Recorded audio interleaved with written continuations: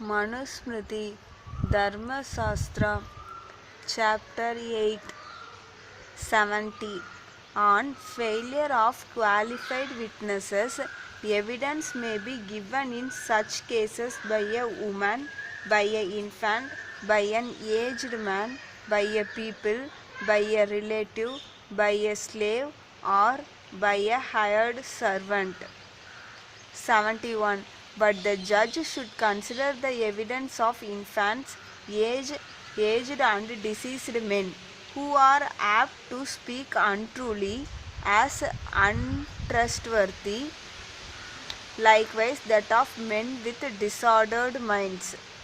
72. In all cases of violence, of theft and adultery, of defamation and assault, he must not examine the competence of witnesses too strictly.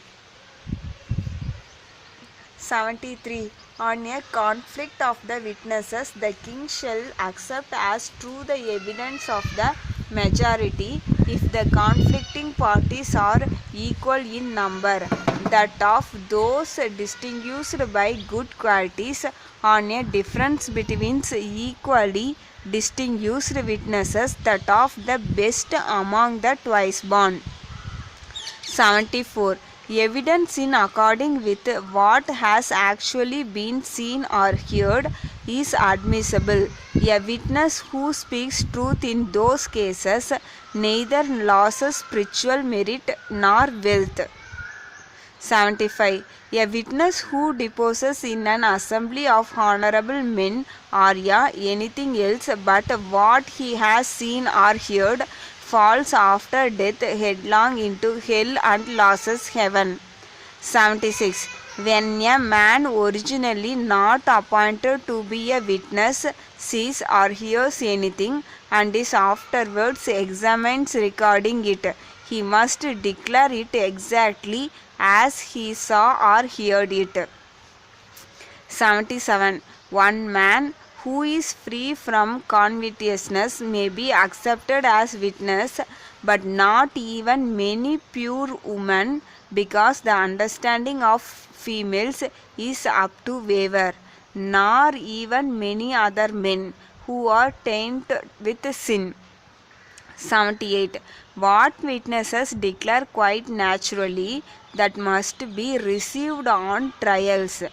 Depositions differing from that which they make improperly are worthless for the purpose of justice. 79. The witnesses being assembled in the court in the presence of the plaintiff and of the defendant, let the judge examine them, kindly exhorting them in the following manner. 80. What ye know to have been mutually transacted in this matter between the two men before us, declare all that in accordance with the truth, for ye are witnesses in this cause. 81. A witness who speaks the truth in his evidence gains after death the most excellent region of bliss, and here below unsurpassable fame. Such testimony is revered by Brahman himself. 82. He who gives false evidence is firmly bound by Varuna's fetters, helpless during 100 existence. Let men therefore give true evidence. 83. By truthfulness a witness is purified. Through truthfulness his merit grows. Trust must therefore be spoken by witnesses of all caste varna. 84. The soul itself is the witness of the soul, and the soul is the refuge of the soul. Despise not they the own soul, the supreme witness of men. 85. The wicked indeed say in their hearts, nobody sees us, but the gods distinctly see them, and the male within their own breast. 86. the sky, the earth, the waters, the male in the heart, the moon, the sun, the fire, Yama and the wind, the night, the twilights, and justice know the conduct of all corporal beings. 87. The judge, being purified, shall ask in the forenoon the twice born witnesses who also have been purified and stand facing the north or the east to give true evidence in the presence of images of the gods and of Brahmanas. 88. Let him examine a Brahmana beginning with speak, a Kshatriya beginning with the speak the truth, a Vaishya admonishing him by mentioning his kine, grain, and gold, a Sutra threatening him with the guilt of every crime that causes loss of caste. 89. Saying whatever place of tournament are assigned by the sages to the slayer of a Brahmana, to the murderer of women and children, to him who betrays a friend, and to an ungrateful man, those shall be the portion, if thou speakest falsely. 90.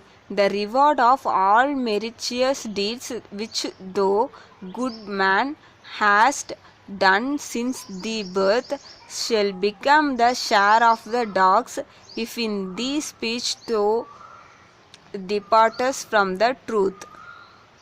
91.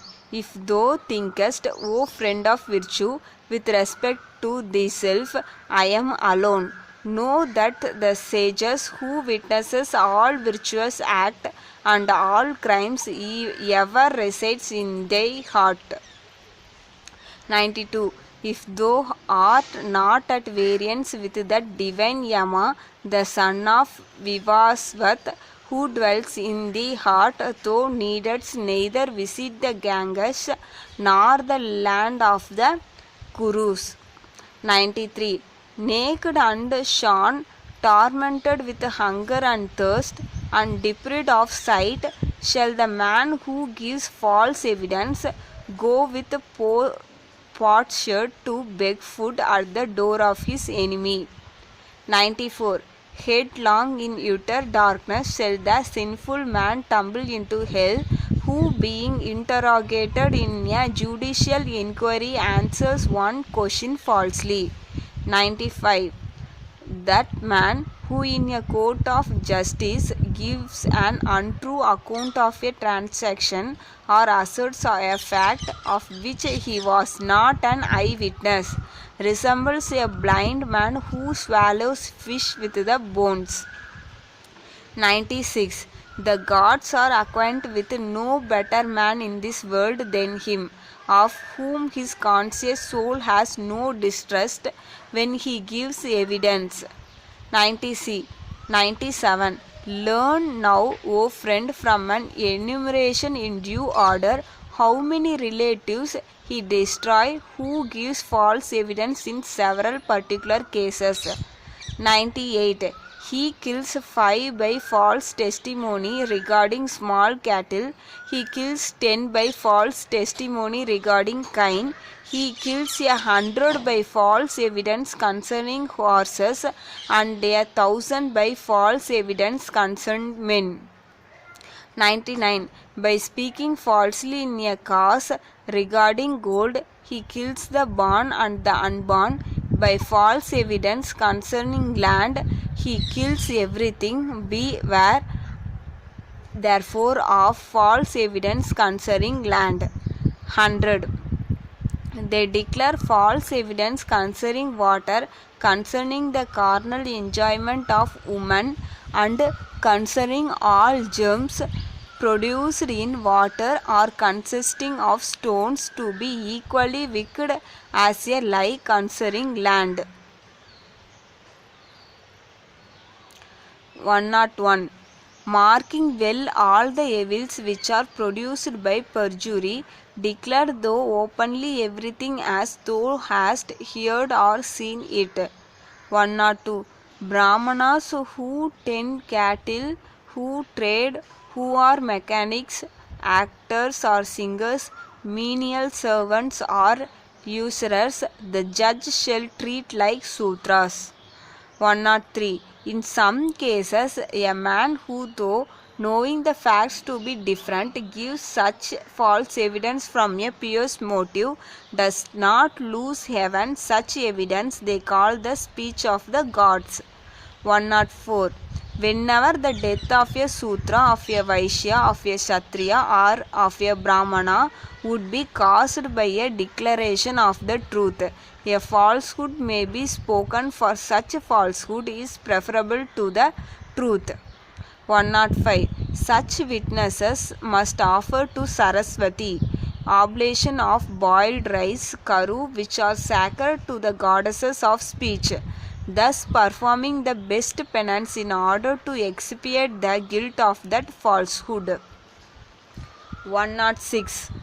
Or such witnesses may offering according to the rule clarified butter in the fire, reciting the Kushmanda text or the Rig sacred to Varuna, anti O Varuna, the uppermost fitter, or the 3 verses addressed to the waters. 107. A man who, without being ill, does not give evidence in case of loans and the like within 3 fortnights after the summon, shall become responsible for the whole debit and pay a 10th part of the whole as a fine to the king. 108. The witness to whom within 7 days after he has given evidence happens a misfortune through sickness, a fire, or the death of a relative shall be made to pay the debit and a fine. 109. If 2 parties disputes about matters for which no witnesses are available and the judge is unable to really ascertain the truth, he may cause it to be discovered even by an oath. 110. Both by the great sages and the gods, oaths have been taken for the purpose of deciding doubtful matters, and Vaishistha even swore an oath before King Sutas, the son of Pigavana. 111. Let no wise man swear an oath falsely, even in a trifling matter, for he who swears an oath falsely is lost in this world and after death. 112. No crime causing loss of caste is committed by swearing falsely to women, the objects of one's desire, at marriages, for the sake of fodder for a cow or of fuel, and in order to show favor to a Brahmana. 113. Let the judge cause a Brahmana to swear by his veracity, a Kshatriya by his chariot or the animal he rides on and by his weapons, a Vaishya by his kine, grain and gold, and a Sutra by imprecating on his own head the guilt of all grievous offences. Pataka. 114. Or the judge may cause the party to carry fire or to divine under water, or severally to touch the heads of his wives and children. 115. He whom the blazing fire burns not, whom the water forces not to come quickly up, who meets with no speedy misfortune, must be held innocent on the strength of his oath. 116. For formerly, when Vatsa was accused by his younger brother, the fire, the spy of the world, burned not even a hair of his by reason of his veracity. 117. Whenever false evidence has been given in any suit, let the judge reverse the judgment, and whatever has been done must be considered as undone. 118. Evidence given by covetousness, distraction, terror, friendship, lust, wrath, ignorance, and childishness is declared to be invalid. 119. I will propound in due order the particular punishment for him who gives false evidence from any one of these motives. 120. He who commits perjury through covetousness shall be fined 1000 panas. He who does it through distraction in the lowest amercement. If a man does it through fear, 2 middling amercements shall be paid as a fine. If he does it through friendship, 4 times the amount of the lowest amercement.